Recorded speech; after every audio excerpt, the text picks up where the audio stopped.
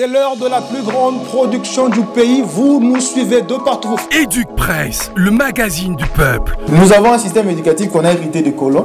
Si on veut aujourd'hui trouver des femmes... C'est arrivé quand, M. Gérard Lumbo?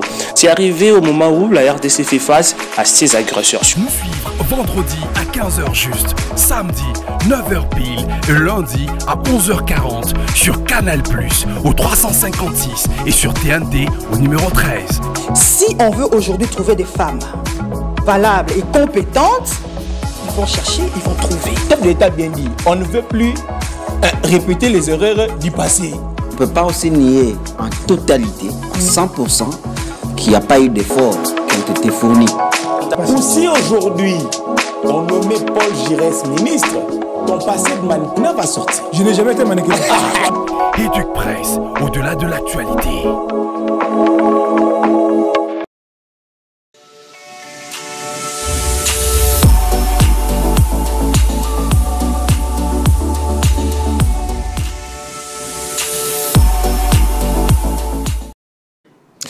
Allez, patriotisme en RDC, quid de la responsabilité de la presse, madame, monsieur. Vous nous suivez de partout, vous faites bien, nous sommes à Kinshasa, communauté de la République démocratique du Congo. C'est votre magazine Éduc-Presse, une seule thématique à l'ordre du jour avec mes invités sur ces plateaux. Nous allons tenter de répondre à cette question. Je m'en vais comme ça vous le présenter. Dani Ngouba, bonjour et bienvenue. Bonjour, Monsieur Gérès. Merci de nous avoir invités à cette édition de votre magazine. Vous allez bien? Merveilleusement bien, un peu comme le pays.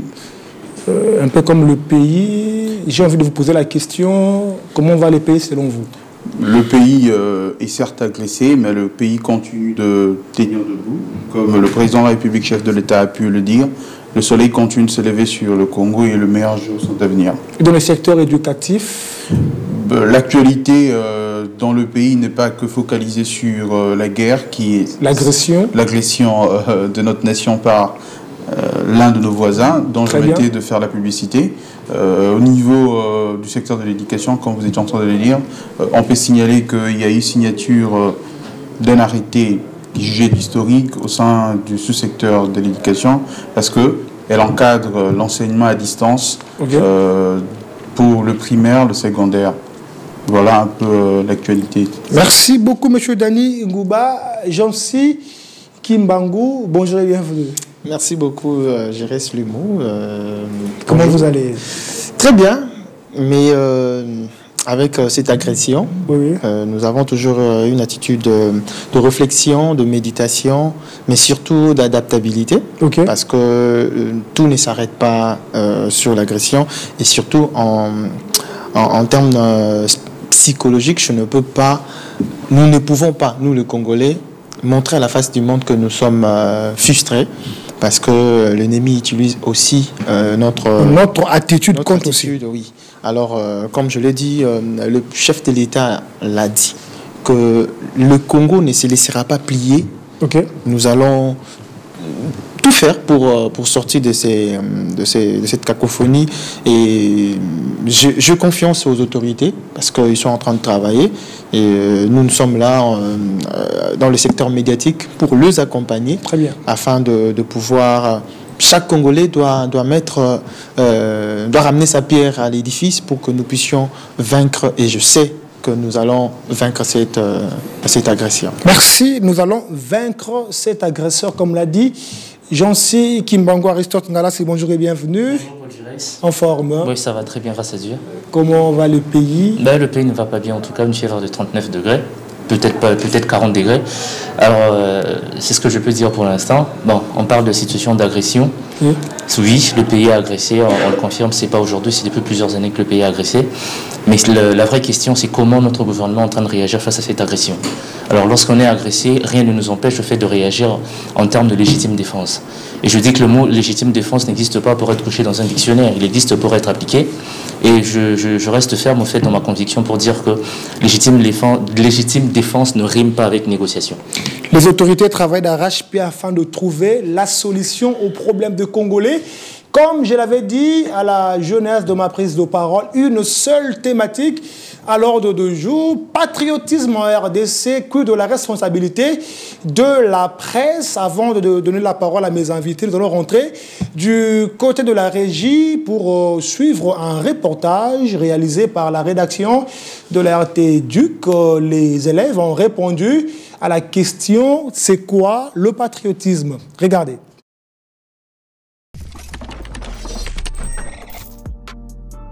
Bienvenue à votre rubrique « La question aux écoliers ».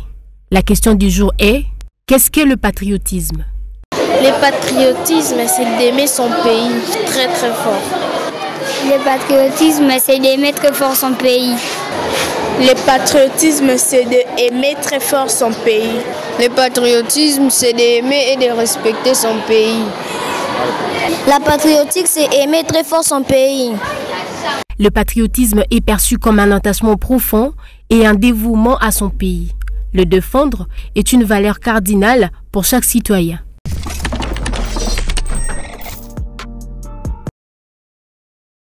Voilà, mesdames, messieurs, serrez vos ceintures et du presse vient de commencer.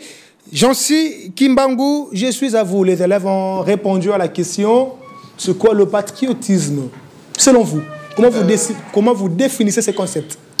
Merci beaucoup, Girès.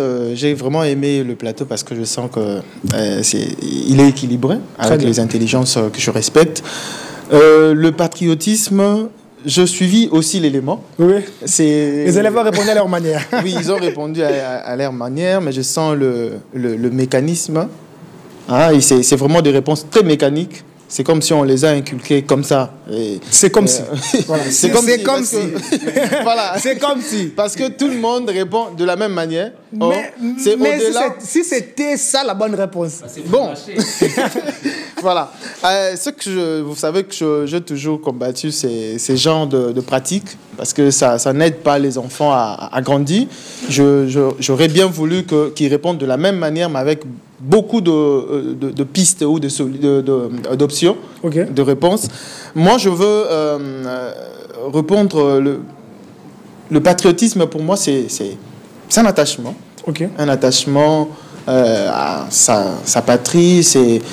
C'est l'amour qu'un citoyen a pour son pays, mais que cet amour-là ne soit pas un amour verbal.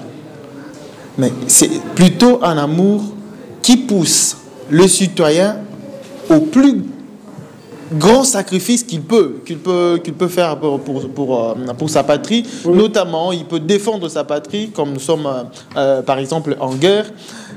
Le patriotisme est aussi peut aussi être compris comme la volonté ferme de servir son pays. Donc, je peux utiliser beaucoup de termes, mais le soubassement reste, comme les élèves l'ont dit, l'amour, mais que cet amour-là soit exprimé. Quand vous voyez le Congolais d'aujourd'hui, vous voyez dire que le Congolais a le patriotisme. À tout ce qui se passe maintenant là. Exactement. Je ne peux pas dire je pense que c'est là vraiment le problème. Je fais partie de ces Congolais. Nous sommes tous Congolais. C'est que nous devons, je le dis ici, il ne faut pas que ça soit un amour verbal. Nous devons aller dans les actes. Qu'est-ce que tu poses comme acte pour que nous puissions conclure que tu es patriote? Nous utilisons ces concepts d'une manière abusive. Beaucoup de fois, je vois des gens qui sont sur les arrêts des bus, partout, dire que je suis patriote, mais ce qu'il est en train de faire ne démontre pas cet amour-là. Très bien. Alors, nous devons quitter ces stades-là, le stade définitionnel, pour revenir sur les actes. Qu'est-ce que tu démontres pour ton pays? Aujourd'hui, nous sommes un pays agressé, je ne sais pas si j'ai un autre terme que je peux ajouter à l'agression rwandaise que nous subissons, mais quels sont ces Congolais-là qui parlent en bien et qui parlent en mal et se réclamant patriotes? Je l'ai vu ici dans le réseau social, nous avons des journalistes, de politiciens mais qui parle en mal de son pays.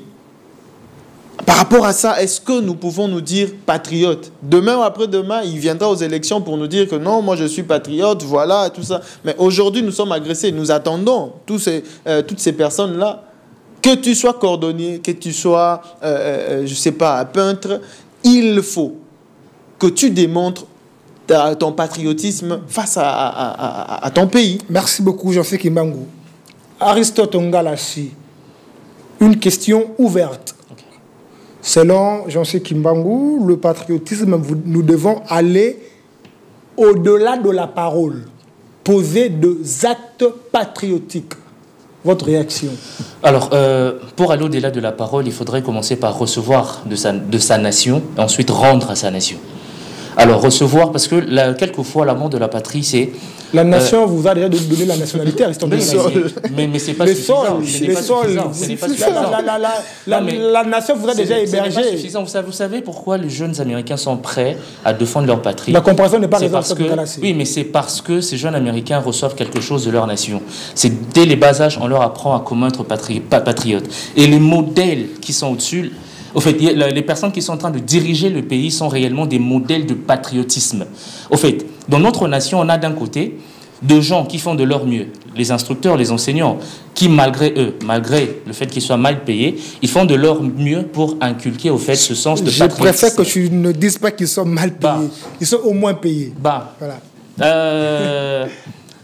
C'est bon, qui ne sont vraiment pas payés comme ils se devaient. Alors... ils font de leur mieux, au fait, pour au moins inculquer ces réponses mécaniques, au fait, le sens d'aimer. J'ai vu une jeune sœur qui dit clairement le patriotisme, c'est aimer très fort son pays. Ça, j'ai apprécié, au fait. En tout cas, parmi les écolières. Et là, clairement, on dit c'est le fait d'aimer très fort son pays. Mais le patriotisme aussi, c'est être capable de se sacrifier pour son pays. Mais est-ce que se sacrifier pour son pays, mais qu'est-ce que la nation a fait pour toi pour que tu sois... Donc, selon vous, avant d'aimer très fort son pays, avant de se sacrifier pour son pays, le pays doit d'abord, au préalable... Je pose ma question. Okay. Le pays doit d'abord, au préalable, faire quelque chose pour vous. Alors, ça ne vient pas naturellement. Comme je l'avais dit tout à l'heure. C'est comme du répondant. Comme je l'avais dit, exactement. Comme je l'avais dit tout à l'heure, vous savez, lorsqu'on est dans une relation, même dans une relation amoureuse, on donne, on reçoit. Et le fait qu'on puisse donner et recevoir, ça crée un échange entre les patriotes et sa patrie. C'est à ce niveau que le gouvernement devrait travailler d'arrache-pied pour... Déjà, au fait, les personnes qui sont à la tête de la nation devraient être les modèles du patriotisme. C'est pas que les enseignants sont en train de mettre dans la tête des enfants le sens du patriotisme. Au même moment, il y a du détournement de fonds. Mais lorsque vous inculquez aux enfants le patriotisme, aimer sa nation, et qu'au sommet de l'État, il y a des gens qui ne vous prouvent pas qu'on aime la nation, comment ces enfants-là seront des vrais patriotes? Ça, c'est vouloir une chose et son contraire. Moi, je pense qu'on doit se baser sur les modèles du patriotisme. Parce qu'automatiquement, lorsque ces personnes sont de modèles, ça fait en sorte que les enfants apprennent, ils vont passer au-delà des paroles ou encore de ces réponses mécaniques, ils verront le patriotisme dans les chefs des autorités. Mais ce n'est pas toutes les autorités qui sont dans le fond. Oui, mais non, mais moi je n'ai pas parlé de toutes les autorités, mais on parle peut-être de l'impunité, au fait, c'est ça aussi les problèmes. Si ces enfants-là avaient vu que telle personne a volé, elle a été mise à l'écart ou sanctionnée, le patriotisme dans leur cœur serait renforcé. Il est question de renforcer le patriotisme dans le cœur de chaque enfant. Parce que ce n'est qu'à ce stade qu'on aura de véritables patriotes. Ce n'est qu'à ce stade. C'est avec les enfants. Si, de l'autre côté, on a l'arbre s'est penché, on peut récupérer avec les enfants. Mais il faut mettre les enfants dans les meilleures conditions pour qu'ils soient de meilleurs patriotes. Merci beaucoup Aristote Ngalassi. Monsieur Dani Ngouba, les élèves ont défini le concept patriote. Je sais qu'Imba a donné des arguments, Aristote Ngalassi aussi a donné des arguments. Et tant que journaliste, observateur, comment définissez-vous le concept patriote? Je vais rebondir sur les arguments avancés par mes co-débatteurs. Les derniers a particulièrement épinglé le fait qu'il faudrait un modèle, oui, et qu'il n'y avait pas de modèle à la tête du pays, et ainsi les enfants ne savent pas recevoir ces modèles de patriotisme à intérioriser. Pour le reproduire après. Oui. Le premier à ramasser de manière globale, et pour les adultes et pour les enfants. Mais moi, j'aimerais dire que le problème, particulièrement pour ce qui concerne le Congo et le patriotisme, c'est qu'il faudrait que chaque Congolais puisse mettre dans sa tête qu'il est une part de la patrie. Très bien. Et non chercher à avoir sa part de la patrie. C'est un peu contredire Aristote, là, qui venait dire tantôt. Non, non, je le complète et j'élargis au fait la réflexion. La réflexion. C'est-à-dire qu'il ne faut pas considérer que comme on est Congolais, on est citoyen d'un territoire qui fait 2 345 400 km², qui a de richesses. C'est toujours exact. Nous allons y revenir certainement, qui a de richesses et tout. On a plus tendance, en tant que Congolais, à se dire qu'il faille prendre une part, sa part, au fait, du Congo. Voir son intérêt. Voilà. Alors que chaque citoyen devrait se considérer comme étant une part du Congo. Je pense que cette dynamique-là saura changer les choses de la base au sommet. Pensez-vous que ce sera facile pour que les gens puissent l'inculquer, alors que nous sommes habitués à faire d'une certaine manière? Changer de fusil d'épaule sera facile. On ne vit pas dans un monde de bisounours, on n'est pas dans Alice au pays de merveilles. Nous vivons de manière pragmatique dans une société constituée de bonnes, de mauvaises personnes, et voilà. Qui devrait donner le go? Tout naturellement, c'est ceux qui représentent l'élite, l'intelligentsia de la RDC, qui devrait, par leur manière de faire, d'être même, inculquer ce patriotisme-là. Prenons des exemples basiques, pour ne pas rester dans le monde des idées. Quand quelqu'un qui est à la tête d'une institution ou assume de postes de responsabilité, nous n'allons pas citer dedans, pour éviter des petits problèmes, quelqu'un qui travaille par exemple à la présidence, qui doit chapeauter un projet qui comprend la construction des écoles. À la télé, il se fait passer pour le plus grand patriote, mais il se révèle après le temps que sa gestion d'un projet X pour la construction des écoles a été surfacturée. On a des salles de classe à des milliers de dollars. 2, ces écoles n'existent que sur le papier. Entre la personne qu'il vend de lui à la télé et la personne qui l'est par ses actes, il n'y a pas de photo. Une telle personne n'inspire pas au patriotisme. Et je pense que ce n'est qu'un exemple parmi tant d'autres. Il faudrait que ceux qui dirigent, par exemple, prêchent par l'exemple, notamment en ce qui concerne des choses banales comme la circulation routière.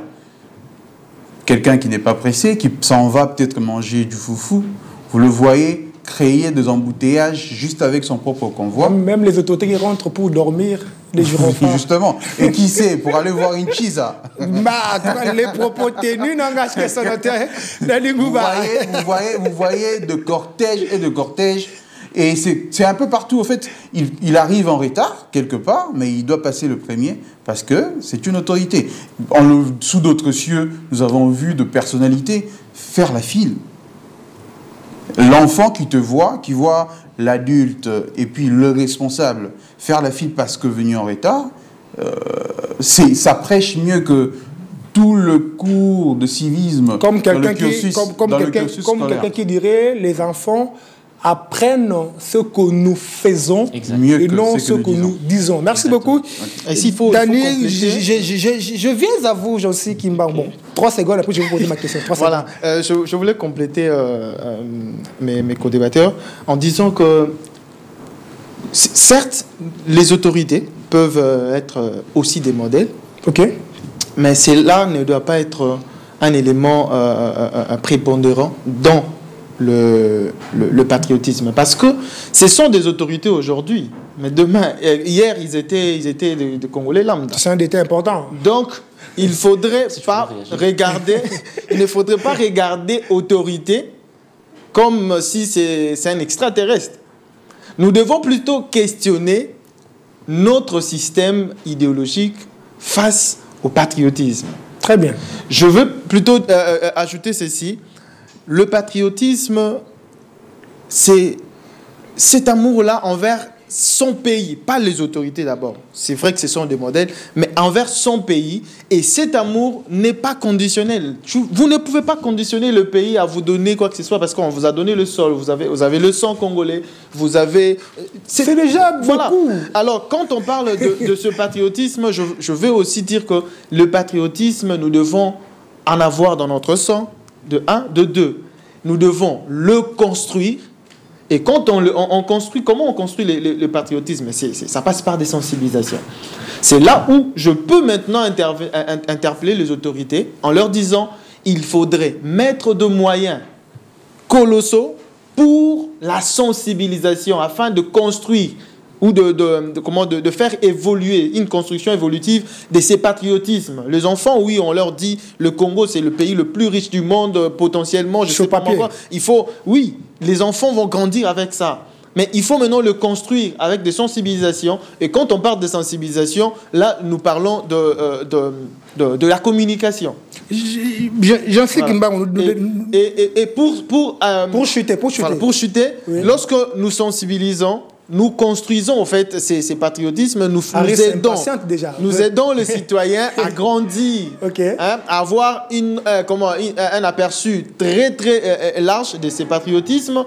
Et c'est ce patriotisme qui va, une fois ancré en lui, ça devient toute une civilisation et une façon de vivre. C'est une identité même de la personne. Vous vivez avec ça. Je prends un exemple pour citer rapidement de Corée. En Corée du Sud, vous rencontrez un petit enfant, vous lui demandez quel est le pays le plus puissant au monde. Il vous dit c'est Corée du Sud, sans réfléchir. C'est la Corée du Nord apparemment. Plutôt Corée du Nord. Okay. Sans réfléchir. C'est les Jinping. Voilà. Pourquoi? Parce qu'on est en train de construire ça. Il y a des moyens qu'on met pour que ces élèves-là étudient, comprennent c'est quoi le patriotisme et il a ça, il vit avec ça. Merci Jean-Philippe Kimbangu. Aristote Nglas, avant de poser ma question à Jean-Philippe Kimbangu, réagissez. Alors je vais réagir rapidement. Il y a je ne suis pas contre Aris. Il faut faire une grande différence entre patriote et déserteur. Vous voyez, au sommet de l'État, on a plusieurs déserteurs, on n'a pas de patriotes. Très souvent, les gens viennent pour leur propre intérêt, ils viennent pour leur ventre, au fait. Alors, il a parlé de la Corée du Nord. La Corée du Nord, il a préciser quelque chose de très important pour dire qu'ils mettent les moyens pour faire comprendre aux enfants c'est qui un patriote. C'est vrai, ça fait partie du problème que moi j'ai épinglé. Donc il y a un vrai souci au fait dans la manière de faire, dans la manière d'inculquer. Il y a plus de déserteurs. Exactement, plus de déserteurs au fait. Ils furent patriotes. Exactement, ils sont patriotes avant d'accéder à un poste, mais une fois qu'il a vu l'argent, c'est compliqué. Mais les Harris que nous voyons aujourd'hui ici, il donne la leçon. Non mais en sociologie, prenez-moi s'il vous plaît. Jamais. Prenez-moi. Non, Harris, attendez, prenez-moi. Je dois dire ça à la caméra. Les Harris que nous voyons aujourd'hui ici, ils donnent la leçon. Demain, gouverneur de la ville province de Kinshasa, il devient méconnaissable. Voilà pourquoi les autorités doivent même passer 2 ou 3 mois avant d'être nommés. Ils doivent être dans une marmite patriotique. Ils deviennent méconnaissables. Non, vous savez sincèrement, en sociologie, on dit que les faits sociaux sont extérieurs à nous. Lorsqu'un enfant est très jeune, il est complètement innocent. Mais lorsque le professeur l'enseignant fait de son mieux pour inculquer le patriotisme, les enfants de leur côté, de par leur caractère naïf, ils comprennent vraiment le sens du patriotisme. Très bien. Mais il faudrait que, d'un certain point de vue, que les enfants voient des gens appliquer ce patriotisme. Le but, c'est quoi? C'est de conforter cette idée en eux. Alors, quand on ne sait pas conforter l'idée du patriotisme en eux, les enfants, qu'est-ce qu'ils vont faire? Ils vont s'adapter à la manière de faire. Donc, on quitte des enfants patriotes aux enfants déserteurs. Et comme donc, ça deviendra un truc du genre, une fois que je serai au pouvoir, exactement, quand je serai au pouvoir, je viendrai prendre ma part. C'est comme ça, en fait, qu'on crée des déserteurs. C'est de là qu'est née l'histoire de Yondoro Bongisa Mboko. Mais c'est ça. Donc, une phrase qui pousse à la pratique, à la pérennisation de la pratique des antivaleurs sous le désespoir. Donc il y a des concepts qu'il faut mettre à la place publique pour construire. Moi je suis plus dans la construction parce que tu peux être patriote, déserteur. Mais il faut construire.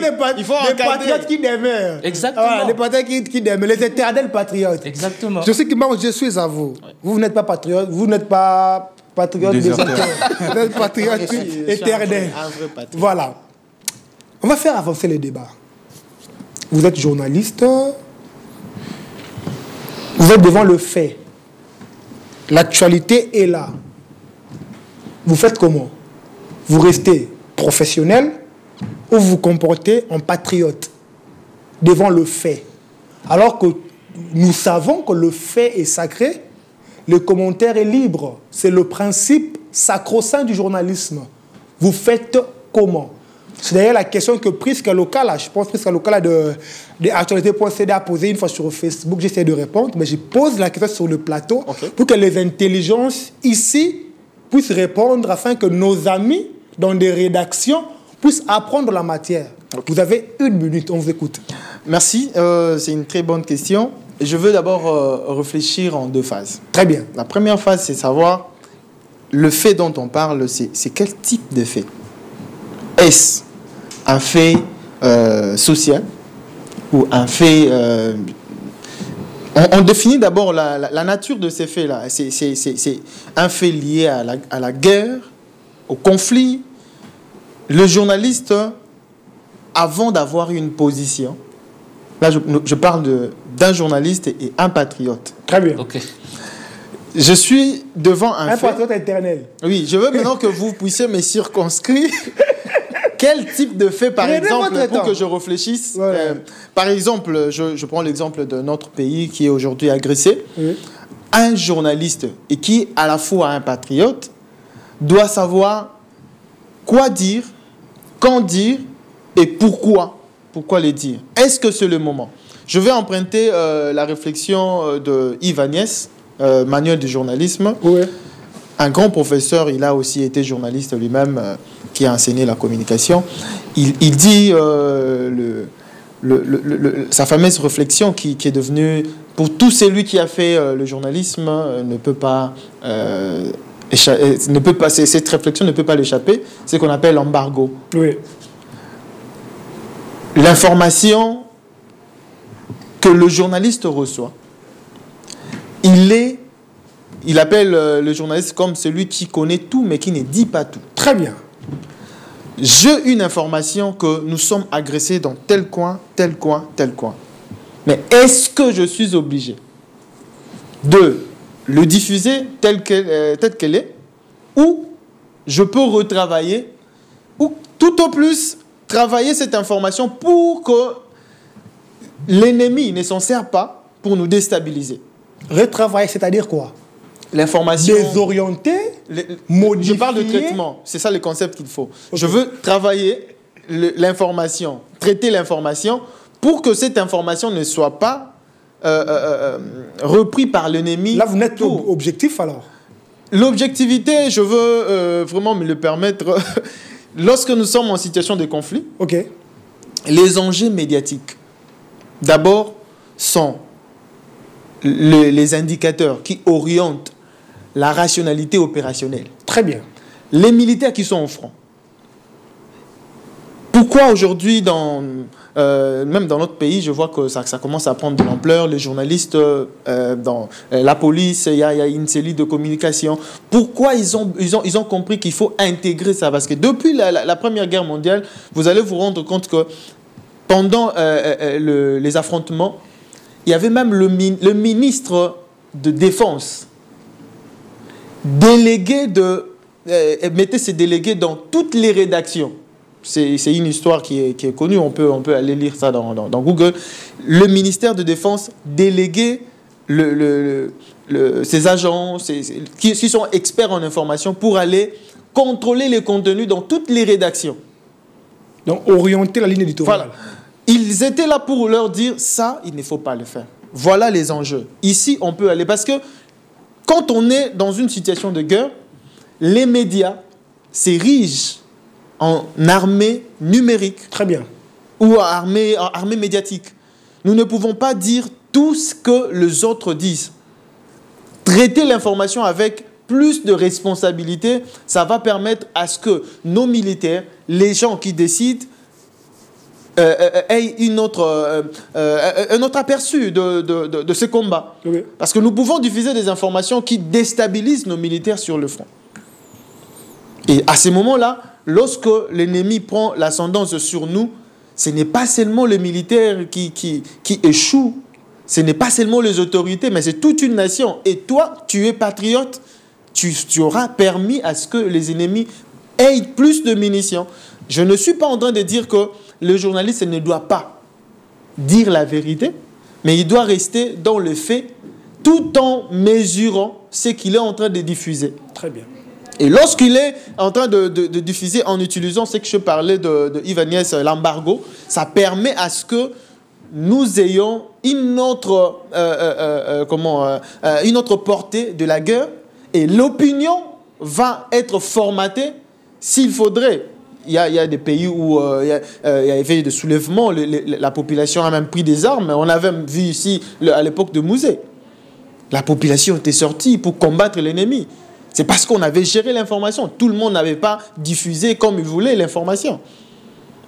Donc moi je pense qu'un journaliste qui est patriote est appelé à plus de responsabilités. Vous pouvez ou ne pas, vous ne pouvez pas dire tout ce que les gens... Il ne court pas derrière les scoops, non. Il faut les sensationnels, c'est ce qui tue notre presse ici congolaise. Parce que le premier à publier. Aujourd'hui, la population lambda est en train de souffrir parce qu'on a coupé la connexion. Mais qui sont les auteurs? Ce sont les journalistes de sensationnels là qui prennent des choses qui ne sont pas vérifiables. Ils prennent ici, ils prennent là-bas, sans suivre le chemin de la désinformation. Le critère de choix d'une information. Et c'est à ces moments-là que les autorités seront obligées de prendre des mesures drastiques pour que la population, l'opinion publique ne soit pas désorientée. Merci beaucoup, Jancy Kimbangu. Belle intervention, j'aime. Aristote Ongalassi, vous êtes expert en communication 360 degrés.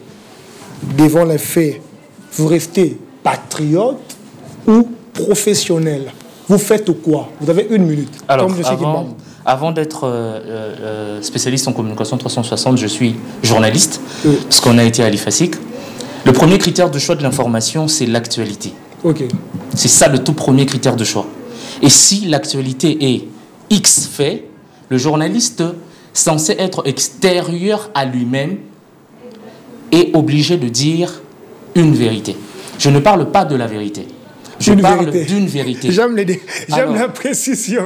Une vérité dans le sens où on peut se permettre une subjectivité parallèle.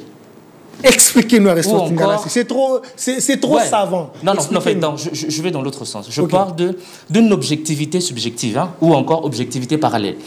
Dans le sens où, pour ne pas défavoriser ma nation, en temps de guerre, je dois puiser l'information à donner à la population. Là, c'est beaucoup plus en tant que spécialiste en communication que j'agis maintenant. Parce que je ne peux pas dire aux gens clairement que telle ville est tombée. Je ne peux pas le dire clairement. Mais on doit réfléchir sur ce qu'on est censé dire à la population, mais au bon moment. Parce qu'en temps d'agression, j'allais vraiment dire en temps de l'autre là, en temps d'agression, on doit savoir qu'est-ce qu'on doit dire à la population pour ne pas créer une crise. Et si aujourd'hui on se retrouve dans une situation de crise, c'est parce que les personnes, les gestionnaires de la cité en politique n'ont pas su gérer ce moment en fait.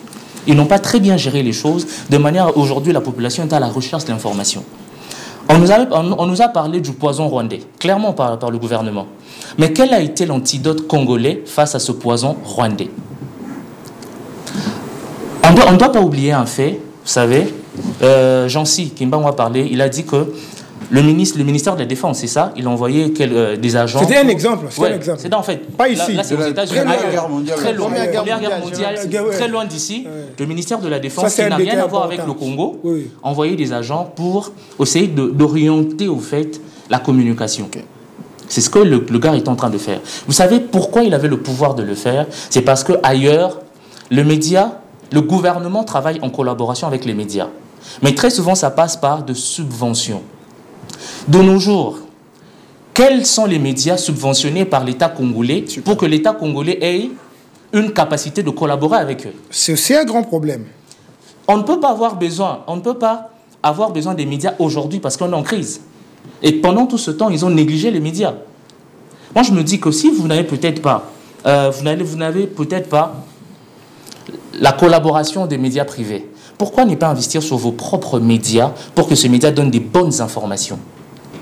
En temps d'agression, désolé, en temps d'agression, j'ai fait une proposition claire. Disons que au sein des FARDC, il existe une cellule de communication. Pourquoi ne pas équiper ce journaliste, les former qui communiquent pour qu'ils deviennent des journalistes reporters sur le terrain? Ils peuvent donner des informations très avantageuses pour la population. Et le gouvernement a tout le moyen, Paul Giresse, de nous informer pendant les élections. Lequel d'entre nous n'a pas reçu une information intitulée Fachi? Ça arrivait de part et d'autre, de plusieurs réseaux. Ça fait partie des stratégies qu'on pouvait adopter pour lutter contre le poison rwandais. Et jusque-là, on est en train de pêcher sur l'antidote qu'on est en train de proposer. Dans le nouveau paradigme de la communication, on ne peut pas interdire à la population d'informer ou de s'informer. Parce que dans ce sens, la population n'est pas que consommateur, elle devient consommateur de l'information. Ça veut dire que dans cette ère du numérique, j'ai mon téléphone, j'ai mon smartphone, je peux tomber sur un fait, je filme, je peux même faire un commentaire. Et ça sera peut-être certes une image amatrice plutôt, mais c'est qu'une information. Moi, je pense que l'État... Alors, si cette information vient dans le but de mettre le feu... C'est là maintenant que l'État doit mieux s'organiser pour couper court à certaines informations. En faisant quoi? En fait, en créant, si passez-moi l'expression, une usine des bonnes informations, d'informations certifiées. On sait que quand ça provient de X, on ne prend pas. Quand ça provient de Y, on ne prend pas. On se concentre sur X médias. Mais il y avait l'autre là, qu'on Mhm. appelait ici information certifiée, mais à un moment, Oui, non, mais... il fait les jeux de l'ennemi. Il y avait l'autre là. Attendez. Là, vous tuez l'emploi. Il y avait l'autre là ici qu'on appelait, je ne cite pas les noms. Il y avait l'autre là qu'on appelait ici info certifiée. Ben, depuis un certain temps, il est dans autre chose. Mais lui, ce n'est pas le gouvernement. Vous savez, Paul Giresse, lorsque les choses sont bien faites... Apparemment, c'est l'ami de Nadine Gouba. Vous savez, lorsque les choses sont bien faites, Paul Giresse, lorsque les choses sont bien faites, on n'a pas besoin d'imposer le patriotisme aux médias. Dans la mesure où, même si ce n'est pas légitime, ce n'est pas légal, les médias constituent un quatrième pouvoir. Mais un quatrième pouvoir, si les trois premiers pouvoirs travaillent pour le bien de la population, on prend l'exécutif, on prend le judiciaire, et puis l'autre là, ça s'appelle l'autre pouvoir... les députés là. Le législatif. Oui, on prend le législatif. Si eux tous travaillent pour le bien de la population, on sous-entend que l'État, le quatrième pouvoir, la presse, est censé travailler pour l'État congolais. Mais dans quelle mesure cette collaboration a sa place? L'État ne subventionne pas. C'est sur ce point-là que l'État doit arranger. C'est un pouvoir indispensable. Oui, l'État doit arranger. L'État doit subventionner ces médias, donner des moyens qu'il faut. Et en temps de guerre, mais ce serait un patriotisme automatique. Vous pouvez même donner des injonctions, dire que non, ça ne faites pas. Ceci, vous pouvez faire parce que vous subventionnez. Subventionner, c'est créer un sentiment de redevabilité. Et pour l'instant, l'État n'a pas acheter la conscience. Oui, mais bon, un peu. Non, pas forcément. Je suis dans le mot d'Aristote Ngalassi.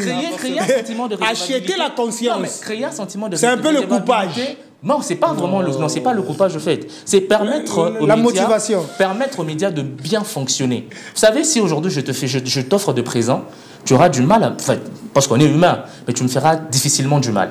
Aujourd'hui, si l'État se disait, je dois subventionner des médias, quelques médias, nous créons de véritables médias, on équipe des médias de ce qu'il faut. En tout cas, on va de très loin battre l'agresseur par ces informations. Parce que moi, je vous dis, on ne parvient à rien. En moment d'agression, on ne parvient à rien sans tricher. On ne parvient à rien. Je vous dis... C'est le pasteur qui dit ça. Non, on ne parvient à rien sans tricher. S'il faut peut-être contribuer... En tout cas, par exemple, on ne parvient à rien sans tricher.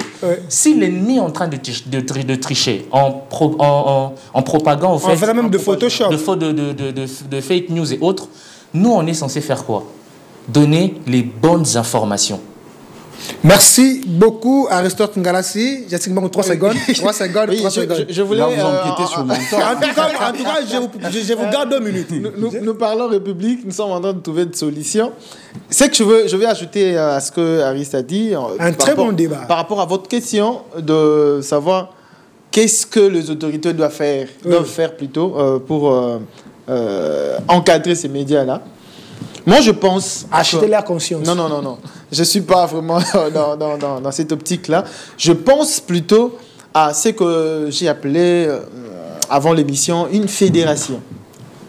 Le ministre de la Communication et Médias devait, en principe, en ce temps de guerre, en ces temps d'agression rwandaise, devait faire une sorte de fédération, réunir le média, déjà tout en arrêtant d'octroyer les signaux à gauche, à droite aux médias. Il faut déjà restreindre. Aucun pays au monde, on peut avoir beaucoup de médias qui n'ont aucun programme les médias instructif. Il y a même des médias qui n'ont même pas d'adresse, mais on continue à leur donner. La première des choses, il faudrait arrêter de donner des signaux d'octroyer. Moi, je le dis, c'est vraiment distribuer des signaux. Deuxième chose à faire, il faudrait que le ministre de médias réunisse le média, entre guillemets, des médias phares, pour le fédérer autour d'une idéologie. Ça ne servira à rien d'amener des mesures coercitives pour contraindre ces médias à dire ce que vous voulez dire. Et ces médias-là constituent un pouvoir. Et lorsque vous allez dans les encointances, c'est la nation qui perd. Il faudrait plutôt le réunir, le fédérer autour d'une idéologie, une pensée, des concepts qu'il faut pour que les médias, à leur tour, ne fassent que la répercussion. Ils font la sensibilisation. Ils vont donner la dimension. Que les médias deviennent de caisses de résonance. Non. On parle de temps d'agression. Nous sommes en conflit. Quel comportement il faut? Ce n'est pas un comportement qui sera pérennisé. Et là, vous tuez le côté professionnel. Je ne pense pas qu'on sera en train de tuer les côtés professionnels parce que, le gouvernement est d'abord une de sources crédibles. Très bien. Lorsqu'il y a eu cette fédération, c'est le gouvernement. Parce que j'ai suivi le président du CESA qui dit, lorsque vous voulez parler de tel dossier, rassurez-vous que le ministre est là. Mais est-ce que le ministre sera dans tous les médias? C'est ça un problème. Mais s'il s'agit d'une fédération que le ministre a mis en place, ça sera plus facile que le ministre ait un canal par lequel il va donner de la matière. Envoyer des dépêches. Voilà. Et ces médias vont maintenant répercuter. Chaque média va l'utiliser selon sa ligne éditoriale, son traitement, pour atteindre la population, mais avec un seul objectif. C'est d'informer l'opinion. Parce que lorsque l'opinion n'est pas informée, suffisamment informée, en tout cas, c'est aussi un danger pour la nation. Merci beaucoup, Jean-Philippe Kimbangu. Monsieur Daniel Ngouba, vous avez 1 minute 30. La même question. Mes co-débatteurs ont eu largement 5 minutes chacun. Non, 5 minutes, c'est trop. Vous avez 1 minute 30, je vous ajoute 30 secondes. Vous êtes un chevronné, comme aime bien le dire Jean-Marie Kassama. Vous êtes un vertébré de la presse. Daniel Ngouba, moi j'ai commencé à vous lire depuis très très longtemps. J'étais encore un petit gamin là, je vous lisais déjà. Merci. Et tant que professionnel, vous êtes aussi patriote éternel. Ouais, pas déserteur. Vous êtes devant le fait, vous devrez publier une info. Vous privilégiez le côté professionnel ou le côté patriotique? Daniel Ngouba, les étudiants vous suivent. Il y a beaucoup à dire sur ce dont vous venez de mentionner, surtout de par le temps... C'est comme l'accord de cours. Pas du tout. De par le temps que traverse la nation. J'aimerais commencer par dire ceci. C'est que nous sommes d'abord êtres humains avant d'être citoyens d'une partie de la Terre. Après, nous sommes citoyens avant d'être journalistes. Très bien. Et devant les faits, on parlera certainement de l'objectivité que nous devons avoir devant de faits, en lieu et place de la subjectivité qui relèverait de nous-mêmes. Un de mes co-débatteurs disait que le journaliste est journaliste en dehors de lui-même. Mais dans un contexte où il y a crise sécuritaire... C'est-à-dire qu'il faut se transcender. Voyage astral. Il n'a pas d'état d'âme devant les faits. Ok.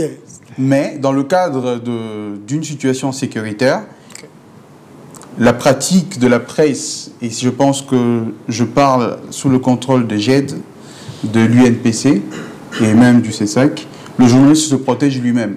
D'abord par une pratique qui respecte l'éthique et la déontologie. Et je pense que dans cette manière de pratiquer la presse, le journaliste devrait protéger aussi le pays dont il est citoyen.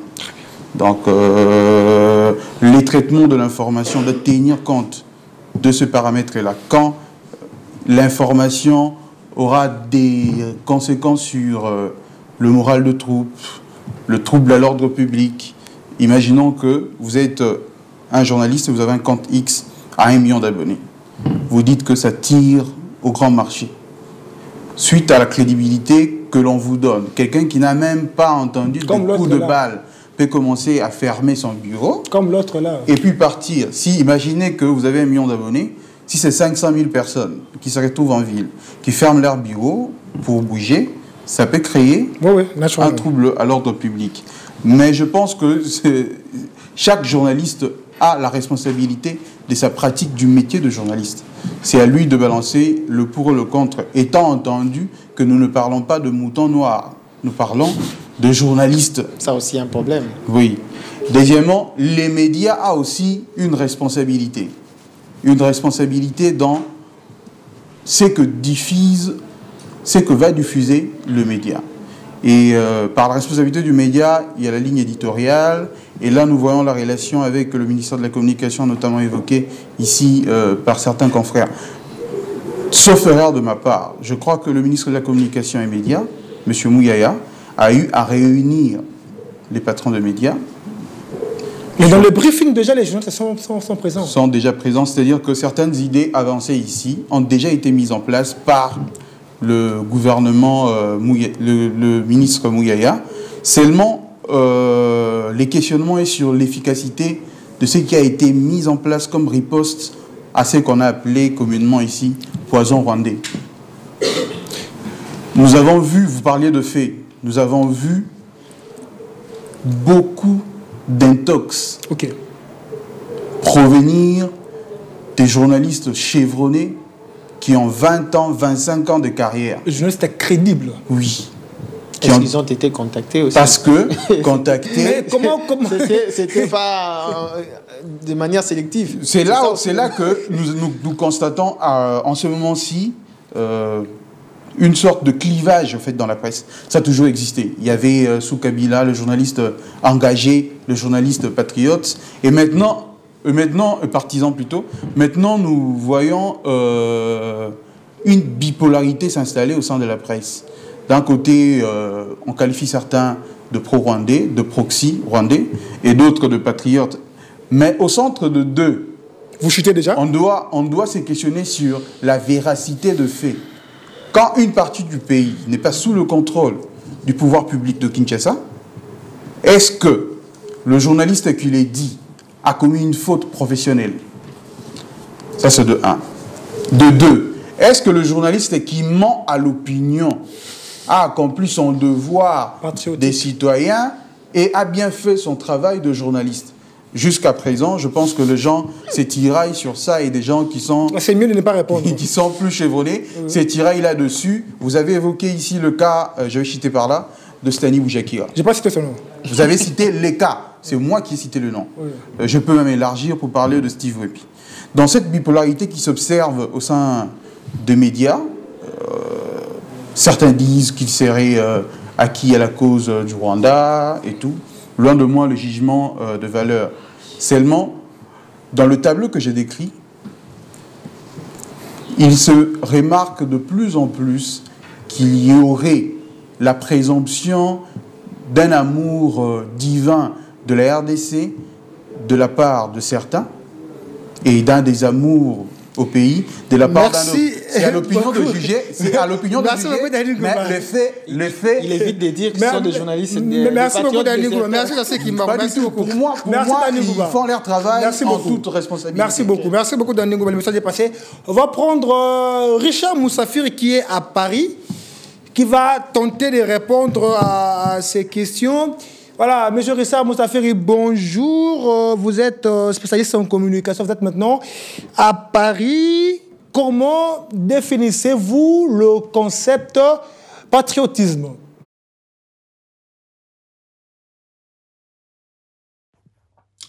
Bonsoir Jairès Lumbou, bonsoir à tous les débatteurs et bonsoir à tous les téléspectateurs qui suivent Éduc-Presse partout dans le monde. Qu'est-ce que c'est le patriotisme? Alors, le patriotisme, comme tout le monde le sait, c'est une définition commune. Le patriotisme est un sentiment, est un dévouement, est un amour qu'on sent ou qu'on porte envers un pays. Il peut s'agir de la France, il peut s'agir des États-Unis d'Amérique, il peut s'agir du Canada, mais pour ces cas échéants, je peux parler de moi, je prends mon exemple.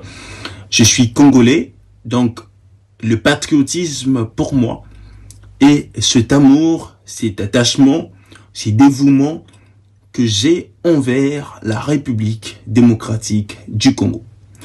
Que je sois en dehors de la République démocratique du Congo ou pas, c'est d'abord cet amour que je porte pour ces pays-là. Ce pays qui m'a vu naître, il y a un volet qui m'intéresse le plus, c'est le lien qu'il y a entre la notion du patriotisme et la notion du service. Le patriotisme, pour moi, est une notion qui est intrinsèquement liée à la notion du service. Un patriote, c'est quelqu'un qui sert son pays. Un patriote, c'est quelqu'un qui défend son pays. Un patriote, c'est quelqu'un qui reconnaît les valeurs de son pays. Un patriote, c'est quelqu'un qui reconnaît la culture de son pays. Voilà, Monsieur Richard Moussafiri, en tant que journaliste de formation, voilà, quelle est la responsabilité de la presse dans les comportements patriotiques de la population?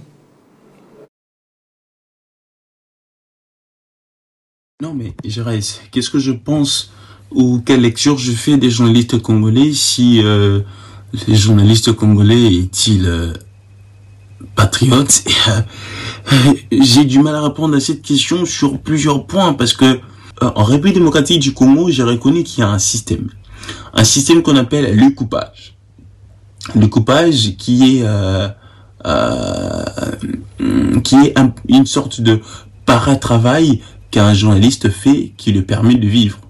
Ça veut dire, on le reconnaît, on est journaliste, on connaît le terme, mais comme le public ne le sait pas, bref, ça veut dire je vais faire un reportage et la personne me donne de l'argent pour publier ou raffiner un tout petit peu ce qu'elle a fait, quoi.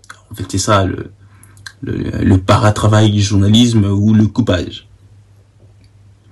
Mais c'est ce qui bloque le travail des journalistes. Je ne sais pas dire si au pays, en République démocratique du Congo, le journaliste est patriote, parce que si on dépend d'une main noire, on dépend d'une main qui arrive à nous nourrir.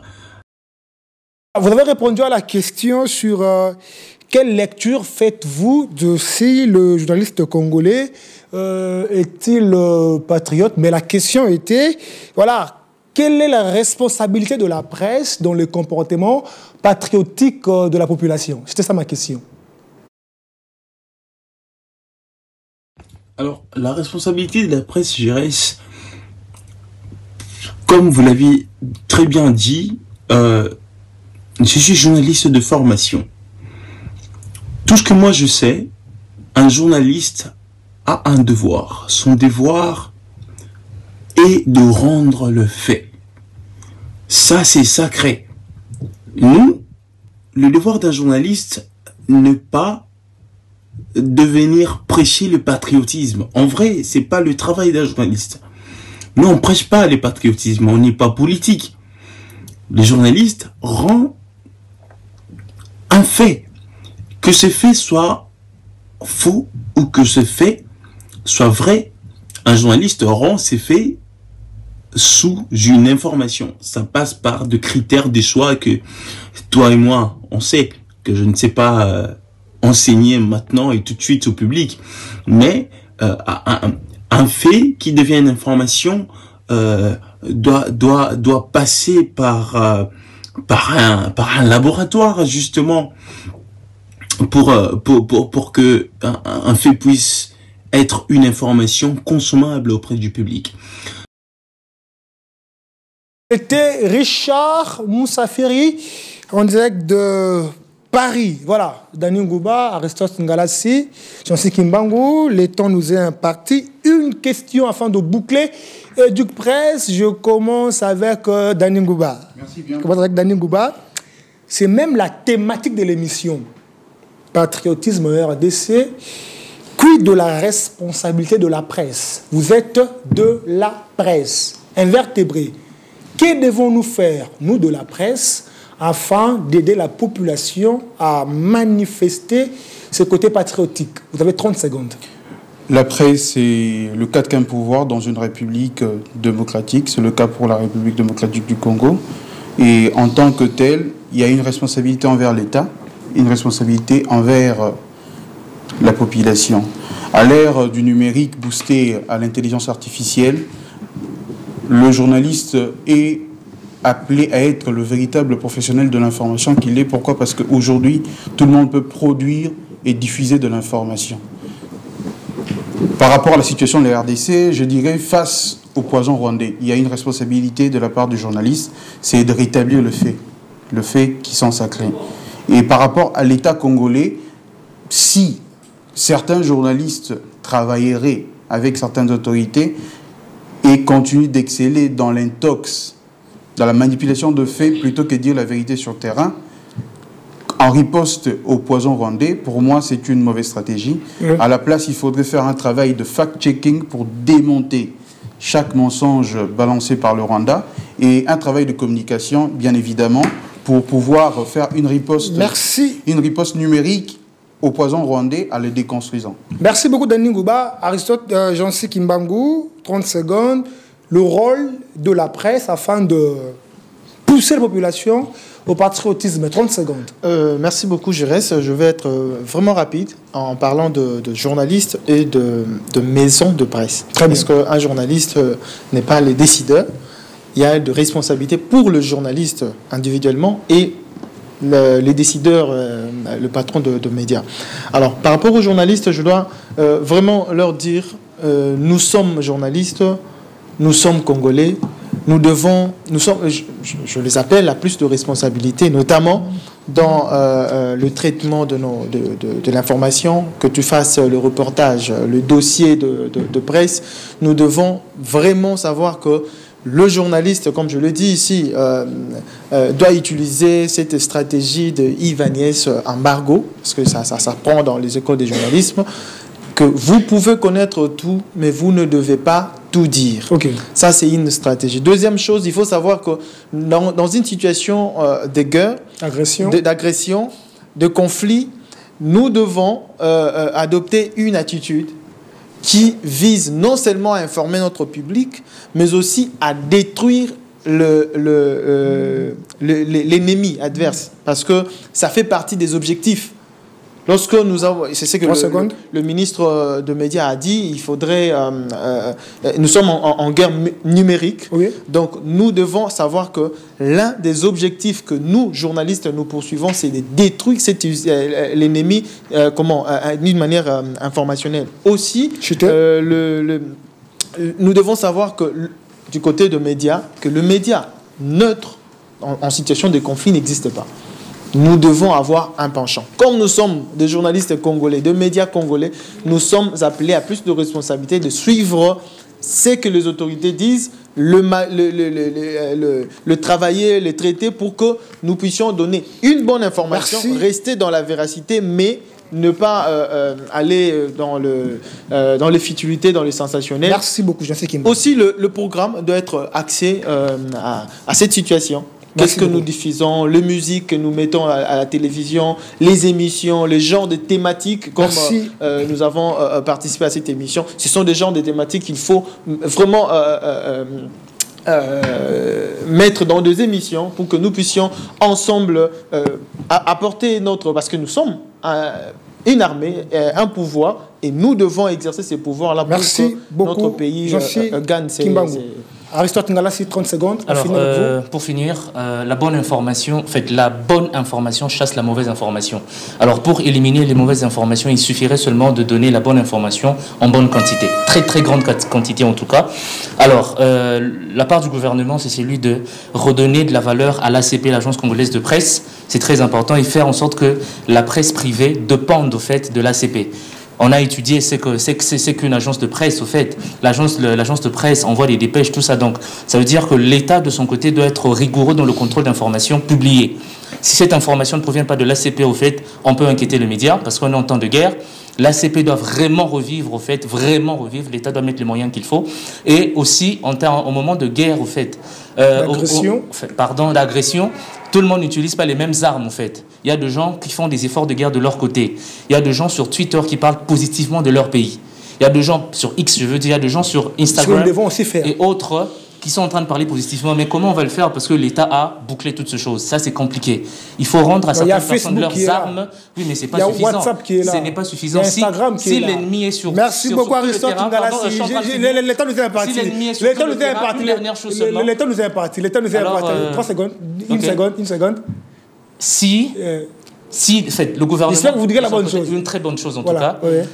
L'État doit rendre à toute personne ses armes. Et puis, dernièrement, le gouvernement congolais doit monter une très bonne stratégie de communication institutionnelle, parler positivement de notre armée et mettre en place des concepts qu'il faut, des très bons concepts qui auront un surtout effet mettre des moyens autant qu'ils mettent des moyens pour acheter des armes, mettre les moyens dans la communication. Voilà, Éduc Presse touche à sa fin, madame, messieurs. C'était un honneur de vous le présenter. Je dis un grand merci à Jean-C Kimbangu, merci beaucoup. Aristote Ngalassi, le prochain bon gouverneur de la ville-province de Kinshasa.